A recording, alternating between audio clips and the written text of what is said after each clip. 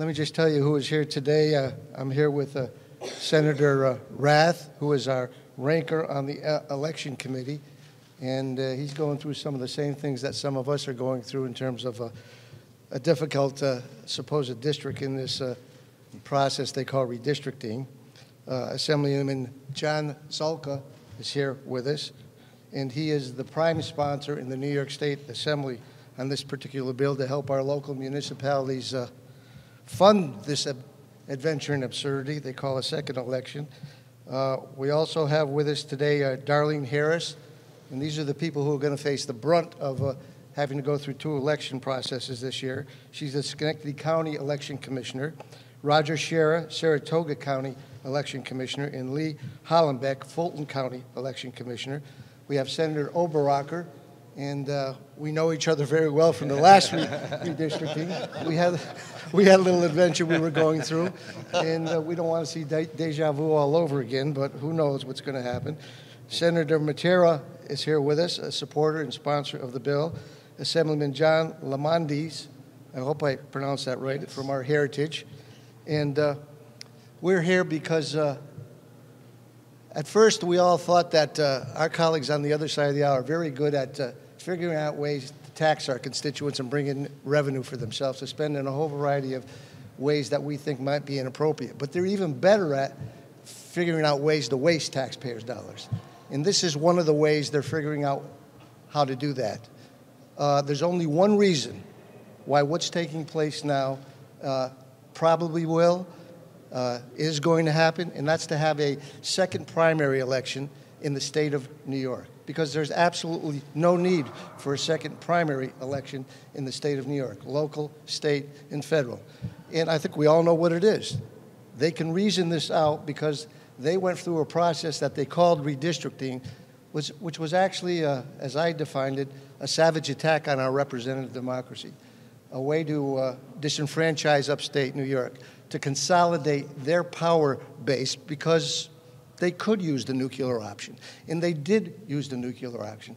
I really think if they went a fourth of the way they went, a half of the way they went, they would have snuck this through. And we would have been severely losing some very powerful and important voices for our upstate area. Now, you don't have to take my word for that or my colleagues' word for that. There are 7 judges of the Court of Appeals, and 4 of them had the dignity. By the way, all of them were put in place by 2 Democratic governors, decided that this was unconstitutional, decided that it was total gerrymandering, and really, I think that's an illustration. They were saying you didn't live up to your oath of office. Now, understand, I think we all have to look at what's going to be taking place here. It's not only another singular election day in August where we're going to have to bring the voters out, but we're going to have to bring the workers out, we're going to have to bring the volunteers out, but it's also what I would call, in terms of elections and voting, the mother of all unfunded mandates. It's a $25 million bill estimate across the state of New York.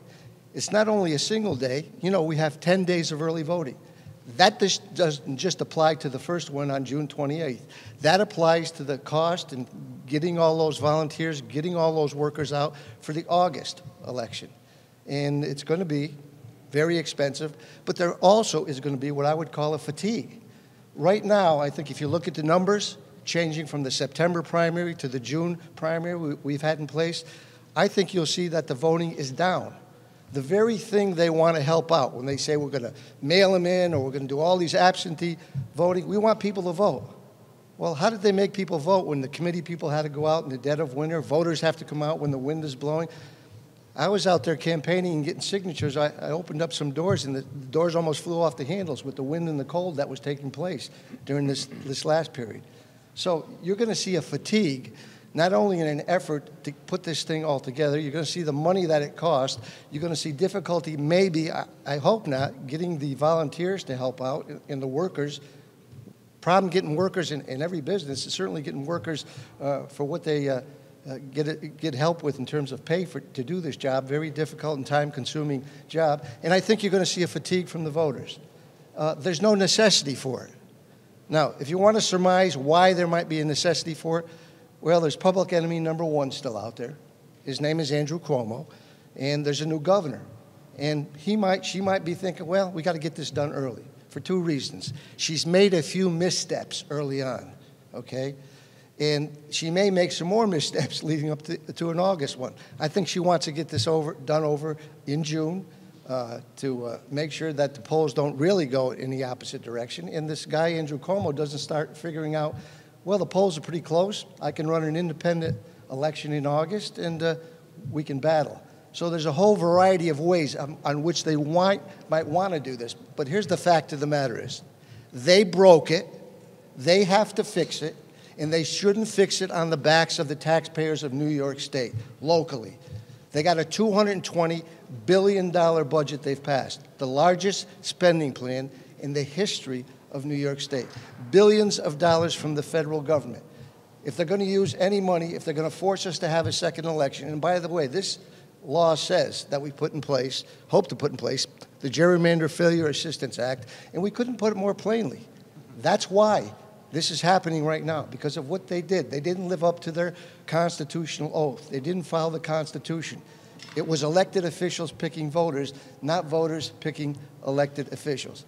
They broke it. They should fix it with the dollars they've got in that particular budget. They shouldn't put it on the backs of the local taxpayers of New York State and put these individuals who are here with me, who do a tremendous job with limited funding. And by the way, we promised them money for that 10 days of early voting, and we came through it at once, but I don't see that money out there right now. I don't see any money to help this second election, which there is, again, let me reiterate, no need for a second election. It can all take place in August. And really, if they worked at it, they might be able to squeak it in June. You know, that probably would be tough, but definitely in August. And there's a lot of negatives to that, maybe some positives politically, and we've seen this governor and her colleagues do things for political reasons, not the least of which was this Lieutenant Governor boondoggle. Okay, you shouldn't pass a law for a political reason, and that's what, to get that political albatross off the governor's neck, basically we know that's what that was all about. They can try to move it around in any way they want to explain it, but that's what that was all about. So we're here to talk about the fact that a lot of money is on the line. This is the piece of legislation we have. We have sponsors in the Senate, in the Assembly, and I'm hopeful they look out not for the politics of their future, but for the financial concern of our constituents. At this time, I would like to present to our Senator, Senator Ed Rath. Again, I let you know he's the ranker on our election committee and does a great job for us. And if he could come up, I'd like to have him come up. Come on up. Well, thank you very much, Senator Tedisco. It is my honor to stand here today as a ranker on the Elections Committee on this issue, which is mission critical to the boards of elections across New York State. I want to thank Senator Tedisco as well as Assemblyman Salko for their leadership on this issue. And I will tell you that we have heard firsthand the challenges that our boards of elections have been faced with. New York State continues to force unfunded mandates down upon our local boards of elections. From new administrative responsibilities and voter confusion to ever-changing calendars and massive new staffing requirements, our local boards of elections are fed up from Montauk to Niagara Falls. The cost for this additional primary election, as was mentioned earlier, could be upwards of $25 million in New York State. That is real money, that is very expensive, and it's money that our local boards of elections do not have. My hometown county of Erie County, $400,000. Think of that, $400,000, nearly $500,000 just for an additional election, primary election in Erie County. Plainly put, ladies and gentlemen, crushing unfunded mandates without listening to our local boards of elections and their perspective. They are the experts, and we should be listening and addressing their needs. On the Elections Committee, I have done that. I have gone across the state and listened to their perspective, and we need more listening and more action to support our local boards of elections. On countless occasions, they have shared with us, as senators, as members of the Assembly, how the money is not there for them. Senator Tedisco's bill, Senate Bill 9050, which I am proud to co-sponsor, directly addresses funding and manpower concerns for our local boards of elections. I find it highly disingenuous of New York State to place more demands on our local boards of elections without the critical funding in place to fulfill New York State's demands. Let me be very, very clear with this next quote. Albany needs to put its money where its mandates are.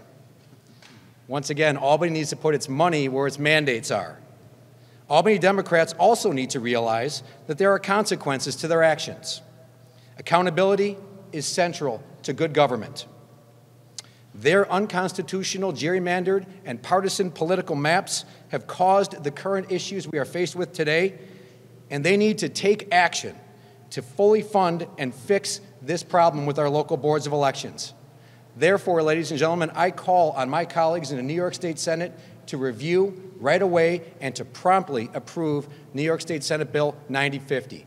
Thank you very much. It is now my honor to introduce Assemblyman John Sulka, the sponsor of this legislation in the Assembly. Thank you.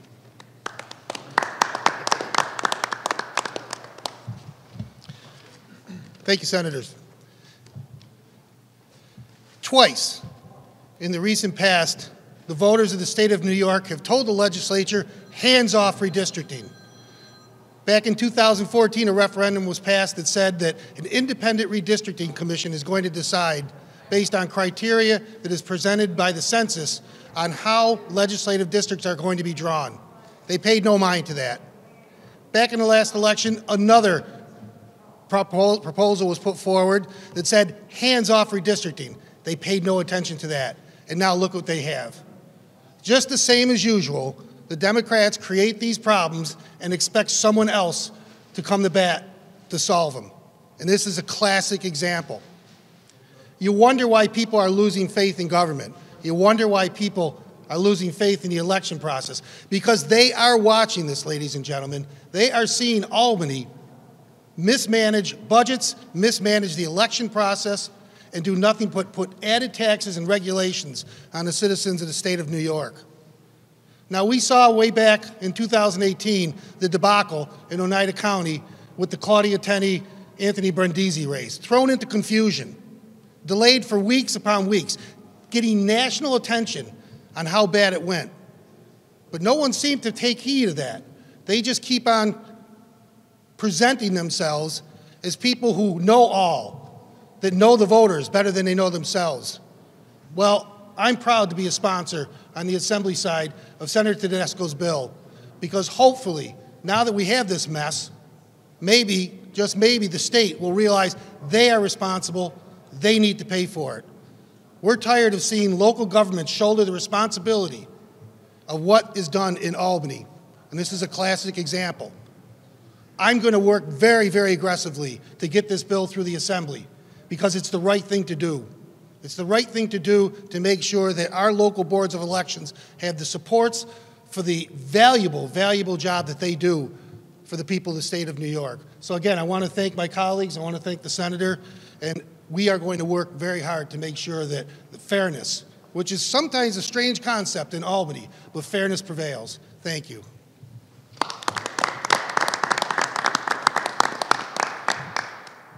I don't think anybody's faced this more than the two of us, Senator Oberacker and myself, and I'd like to have him say a few words about this whole process and about really pouring salt in the wound, because I think this is what they did. First, they failed in their constitutional duties. Now they're saying, but you got to pay $25 million because we did that and have a second election. We can't accept that, and I don't think the constituents of New York State can. So, Senator, would you come up, Oberacker? Thank you. Yep. Thank you. Well, thank you, and good morning, everybody. As this process first started, what came about, and Senator Tedisco and I were drawn together, if you will, not only within a district, but I think it actually had a positive effect. It actually drew us closer together as senators. And what I meant by that is we were the poster children for gerrymandering. We were the poster children for gerrymandering. In my estimation, they looked at where could they take out two dynamic, two hardworking senators, much to the chagrin of the people that we represent. You know, I woke up one morning, I was in a district, I woke up in another district, and I was getting phone calls from constituents, are you still my senator, are you not my senator? And you know, the worst thing I had to say was, I didn't know. I didn't know. So it didn't have the desired effect, I think, ultimately, that our colleagues from across the aisle had intended, which was a good thing. The cost involved. The disastrous rollout that we saw when it came to COVID and the way that we did not efficiently bring out all of the vaccines and those types of issues, can you only imagine now what we're going to see from a logistic standpoint, trying to have the primaries, the general elections moving forward? I have, or represent in the old district, I'll say, 9 counties, 9 boards of election that are asking me, what's going on, how do we do this? It's a logistical nightmare. So in short order, I'm a supporter of course, Senator Tedisco's bill. I'm a supporter of Senator Tedisco in our efforts to make fair a process that arbitrarily had the end result was to, again, to take 2 good senators, I think, out of the mix, and I believe it's going to have just the opposite effect. So with that, thank you, and I'll let Senator Tedisco take over. There you go. Thank you, Senator. And Senator Oberach and myself hope we can say that we support each other after that master mapper comes in and gives us our own district back. Well, the people who we really have to thank and are on the firing line now with this whole process are the commissioners of our election districts in the 62 counties. And I have 3 outstanding leaders in that area here. I'd like to take Darlene Harris from Schenectady County, our election commissioner, and have her come up and say a few words about the difficulties that they're going to be facing and the cost just in Schenectady County. And these are just from the capital region now, understand, when you hear the numbers that they're talking about and the difficulties and the problems. And they're the ones who can answer the difficult questions about the absentee ballots and the timeliness and how this thing is all going to play out, because they must have to come close to doing this thing perfect to make it come out right, because the time limits are unbelievable for this whole process. So Darlene Harris, our Schenectady County Election Commissioner, thank you for being here. Thank you, Senator. Good morning, and thank you for allowing me the opportunity to speak. As Senator Tedisco mentioned, I represent Schenectady County, and I know that with us facing a potential August primary in addition to our current June primary, we ourselves would be facing upwards of $80,000 just to carry that out, and we're considered a moderate-sized population county within New York. And one of the things too that we will also struggle with is staffing for that. As mentioned, as with any of our elections now in New York, we do have that 9 early day voting. We have to work with local facilities in order to acquire space to allow us to take up their space for 9 days. So that is going to be an additional burden that is going to be placed upon us trying to negotiate with our locations throughout our county. And some of our various counties do pay rent for those locations, so there's rents that can be involved. There's shipping and stuff of that nature that's involved. So there's a lot of cost, and as you well know, it's unprecedented, it was unforeseen, and we weren't prepared, and we certainly didn't tuck it into our budgets. So this cost will additionally be passed right on straight to the taxpayers. That is where all of these monies will need to go, or come from, excuse me. And I encourage and request that our legislators take up this bill and assist all of the counties across New York with aiding with this additional primary that's been placed upon us. So thank you very much for your time today. Thank you, Darlene. Roger Scherer does a great job in Saratoga County as our commissioner, and he's going to do a great job with the limited funds out there right now and with the timetable, but it's going to be a challenge, and he knows it, but he'll get through it. But I think we need this bill to help all of our commissioners, and I'd like to introduce to you Roger Scherer, Saratoga County Election Commissioner. Thank you, Senator. Saratoga County is also a mid-sized county election-wise, though it's somewhat larger than Schenectady County. And our votership is larger, our geographic areas are larger, and our costs are more extensive.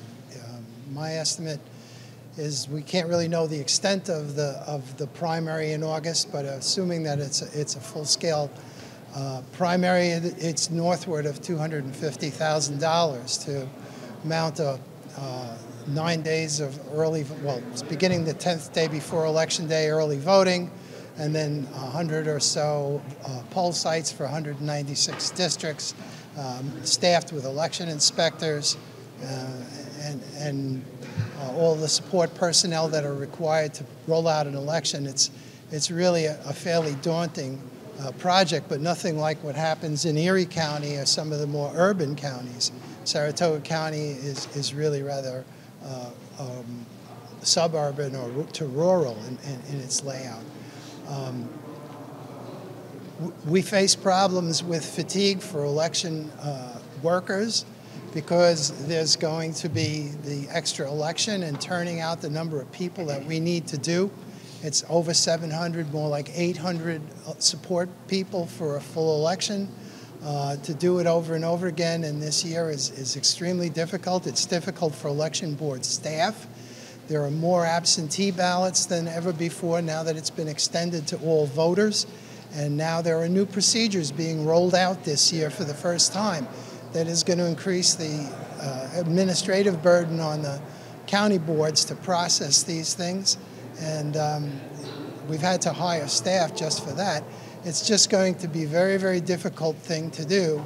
And it's going to be a burden on the county to try and finance this unless the legislature does the right thing, as has been urged by the senators and assemblymen here. And I hope that they do. Thank you very much.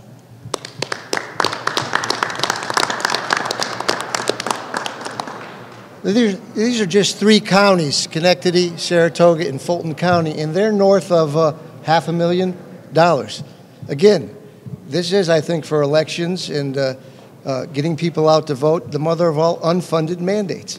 And totally falls on the side of our colleagues on the other side of the aisle, confirmed by the highest court in the land, the Court of Appeals in New York State, that what they did was unconstitutional. If anybody has any questions, I'm sure they know a lot more than we know about absentee ballots and military votes and things of that nature. If you have any questions, I'm sure they'd be able to try to answer them. Some of them they can't answer because we don't actually know what's going to happen in the future. So we'll take any questions that you may have. Depending on how this all works out, what's the plan for communicating this to voters? That there's going to be potentially 2 primaries, maybe statewide, maybe assembly, maybe state senate in August and congressional in August. How can voters be aware that all this is happening? We're going to have a press conference on the 3rd floor of the Capitol. Oh, we're already here. That's right.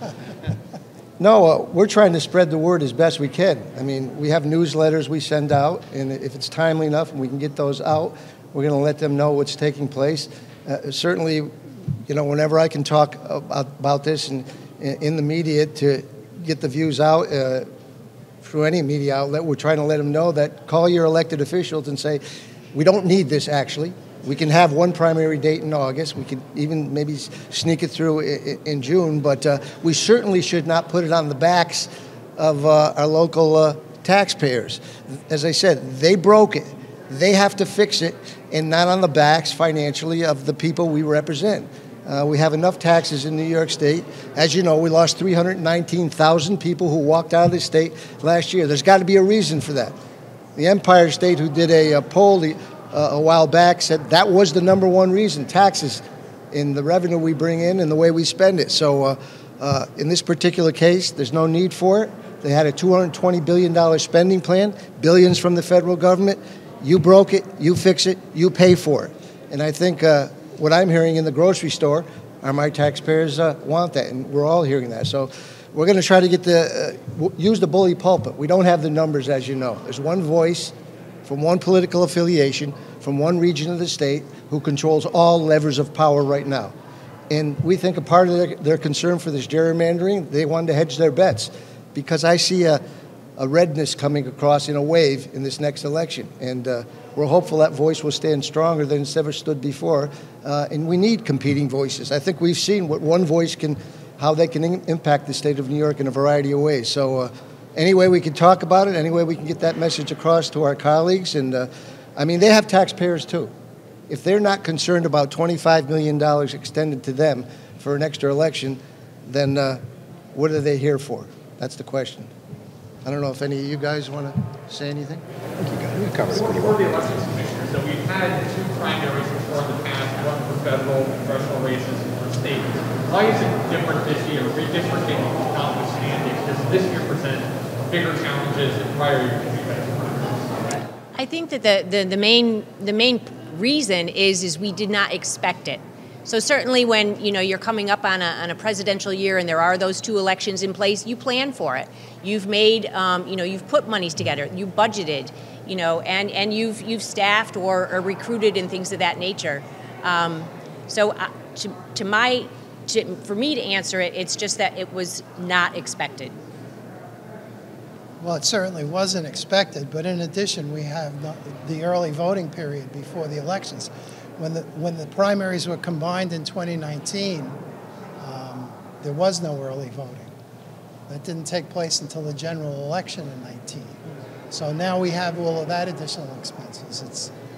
Again, it's dependent upon the number of voters and so on, how much early voting you have to provide, but it's a material expense. And again, it's a logistical problem because it's in different places in the county and you need a certain number of people and equipment, and there's so many moving parts to this, and it's more and more every year. And there's more things going on at the same time. Anybody have anything else? Thank you so much Thank for you. being here. Thank you.